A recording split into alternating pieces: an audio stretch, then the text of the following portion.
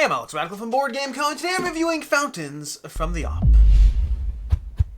Fountains is a 1 to 5 player tile drafting game in which players are going to be taking these various tiles, placing them onto your personal little board over here, well, not really a board, but area, and then trying to make sure you score based on a variety of different things, which granted is a little vague as far as how you play, but basically take a tile, check to see if you score, eventually hit endgame, see who has the most points.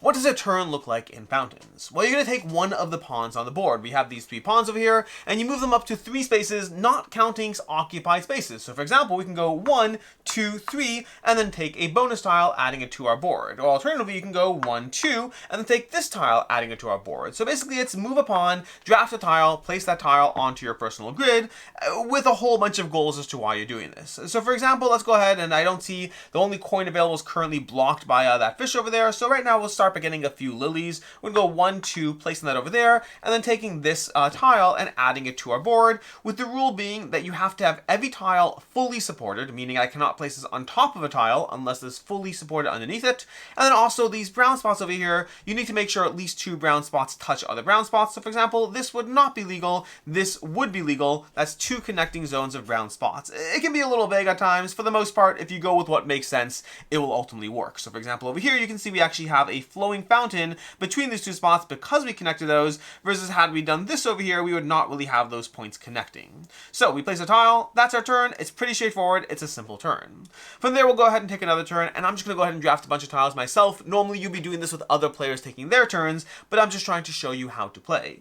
To that end, let's go ahead and take another turn over here. We'll move this pawn over here. We'll go 1, 2, 3, and we'll take this tile, adding another tile to our board.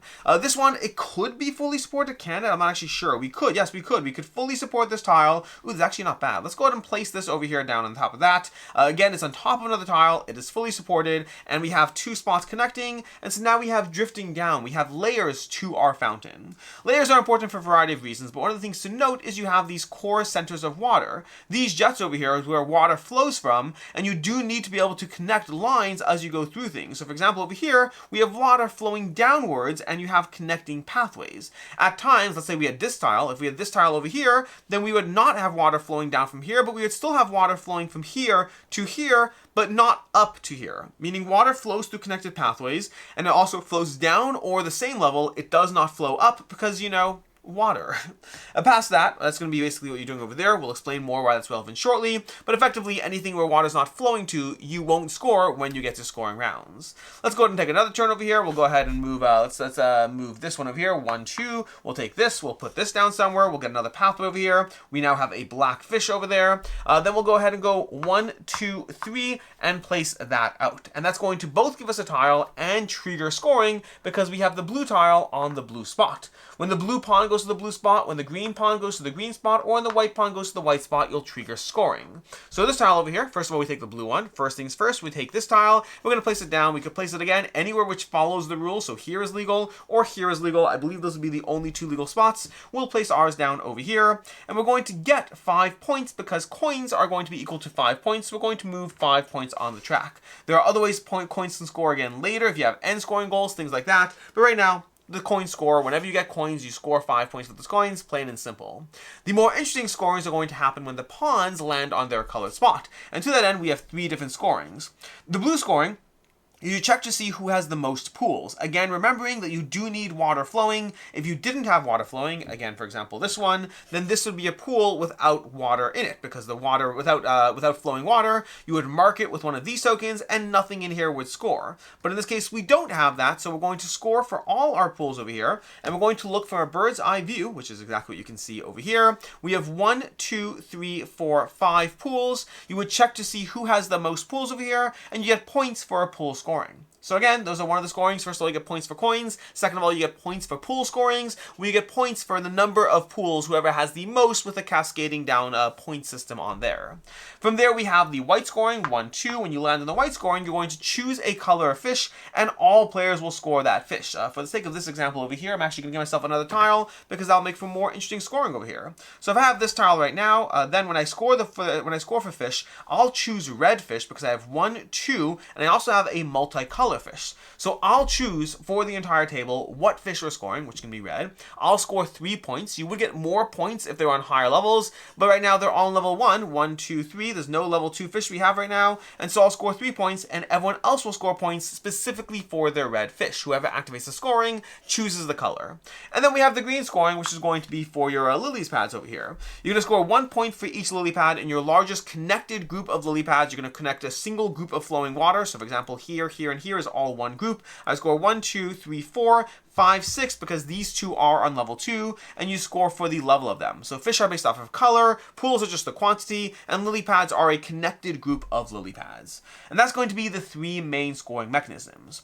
You're going to do all of that round and around until one of the stacks of tiles runs out, which will trigger endgame, at which point at game end, all players will resolve 1 more full scoring. This time you get to choose for yourself what color fish, but effectively everyone's going to score. You're going to score once more for pools, you're going to score once for fish of your color, and then once for lily pads, tracking all of that on this chart over here on the scoring sheet as you go. And then if you are playing with these goals, which I definitely recommend, you will then score these. For example, 5 points per set of all 7 features. Or maybe you get points for the highest level you've reached. If you get to level 5 over here, you get 9 points, which I don't think I've got. I think the highest I've gotten is level 4 in this game. But if you get to level 5, you get 9 points. Or 4 points per set of red, black, and white fish. I'd be eligible for that right here. I get 4 points for that as well.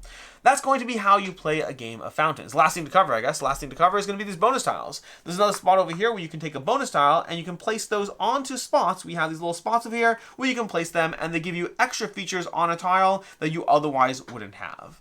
That is how you play through Fountains. Move upon, draft a tile, a score if there is a scoring right now, score at the end of the game, see who has the most points, and that is the winner of Fountains from the op.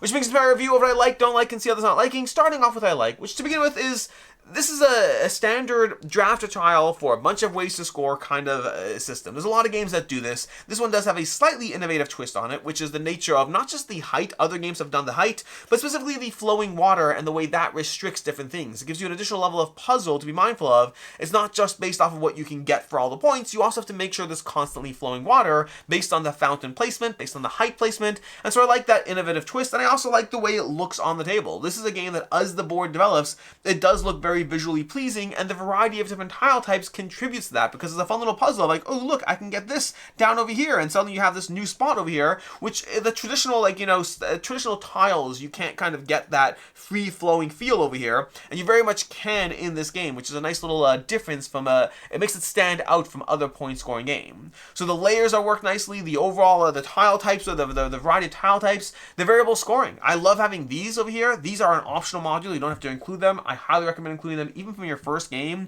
and it gives you things to go for, and I like that. I like having different things to go for in the game, because it's not just playing the same exact game every time. Suddenly in this game, gold coins are going to score an extra time. In that game, you're going to want to have as many visible tiles as possible. You have all these different things to go for, so I really like the variable scoring, and I highly recommend including that.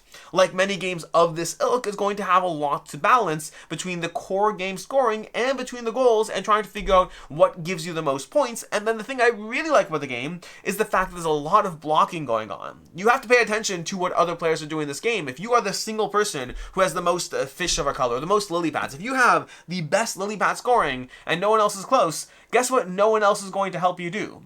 Score your lily pads. Everyone else is going to be constantly taking attempts to, oh, look at that, you're set up to score lily pads? Well, I just blocked it. I'll take this tile, add it to my board, and oh no, we can't score lily pads. What a shame. That's terrible, because I was going to get 4 points and you were going to get 14 points. And so this game does have a degree of both cutthroatness in its blocking, but also mindfulness in the strategy. You never want to be too far ahead in any one thing. To a certain extent, you want to balance what you're doing so that you're not being shut out constantly of that one scoring element. It provides both a strategic and a tactical layer to the game, as well as a little bite of meanness.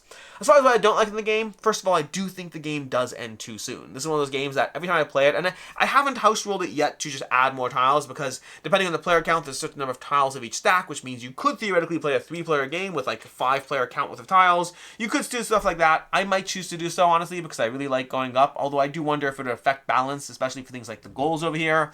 But the game, I always feel, does end a bit sooner than I would want it to do, and so a bit sooner than I would want it to end. And so that definitely does affect my enjoyment a little bit, because I feel like it's very hard to build up in this game. You're trying to build high. Lots of things do reward you for going high, although you don't necessarily have to go high. One of the things I do like about the game is it's not like build high or build flat. It does feel like both are viable pathways to gaining those points, but I will say I have fun building high, and it's a little harder to do so. The game ends a little too soon, and enough things want you to. So overall, not game length, but what you can do within that game time is something that holds it back a little bit for me.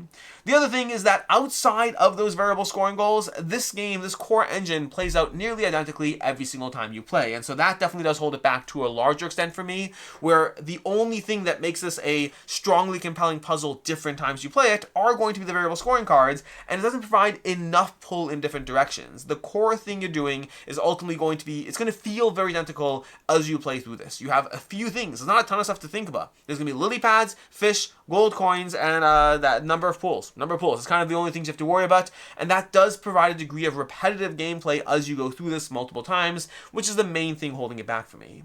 As far as I can see, others not like, I mentioned this in the things I do enjoy about the game, but that denial aspect is definitely present. If you are building towards something, and you are very good at the thing, and other players aren't, you will be held back by the other players, and I'm going to say deservedly so, because, I mean, they're not supposed to let you into the game, but it can feel frustrating to build out the coolest engine of fish, and then have players constantly stomp on fish scoring, because they know that not only are you going to score the most fish, you're going to score white again, Charlie, and no one else has white fish. You've hoarded them all. Nobody wants you scoring the fish in this game. Although the nice thing about the fish scoring versus the lily scoring is the fish scoring you can deny by taking it yourself and scoring a different color. So there are layers to what you can and can't block in the game.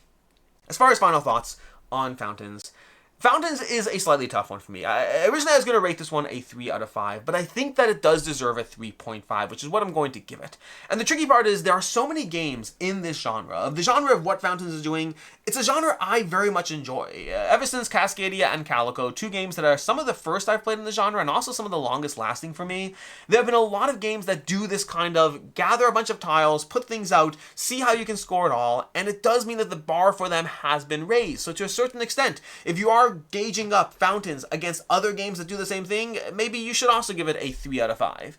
If I'm evaluating on the enjoyment I get out of it on its own, it is going to be a 3.5 out of 5. It is still very good at what it's doing, and I still had a lot of fun playing through this one, both solo and cooperative, and, well, not cooperative, both solo and competitive. I've enjoyed playing through this one, and I do have fun with it. The only thing that potentially would push it down to a 3 is just the sheer number of excellent games that do what Fountains is doing, while maintaining more variability in the feeling they give as you dive into them game to game, whereas Fountains kind of really needs those scoring cards, and outside of those, the core engine is very similar. So it's one of those things where, in general, I try to rate games based on the merit of what they bring to the table, but sometimes when I feel a genre is overcrowded, I want to touch upon that as well. So it is a 3.5 out of 5. Enjoyment-wise, like, I would happily play this again and again and again and enjoy it. It's good, it's satisfying, building up has layers, I like the puzzle. If I am comparing it to other games, I just think this particular genre is very crowded with excellent games at this point in time. Speaking of some of those excellent games, specifically speaking of some of those that go up as you play them, there's going to be Acropolis, which is a fascinating game that has you building up and hoarding tons of points as you play through it, with variable ways to approach it, and also a new expansion that I still haven't played, but Acropolis is one I recommend, as well as Cascadia Alpine Lakes. Cascadia Alpine Lakes is not out yet, but it is the new version of Cascadia, and it has the players building up in layers. Very, very thinky, not for the faint of heart, but a very satisfying experience that I definitely recommend. In any case, and until next time, I'm Alex Radcliffe from Board Game Co. I hope you found this video helpful, and as always, I hope you have a good one.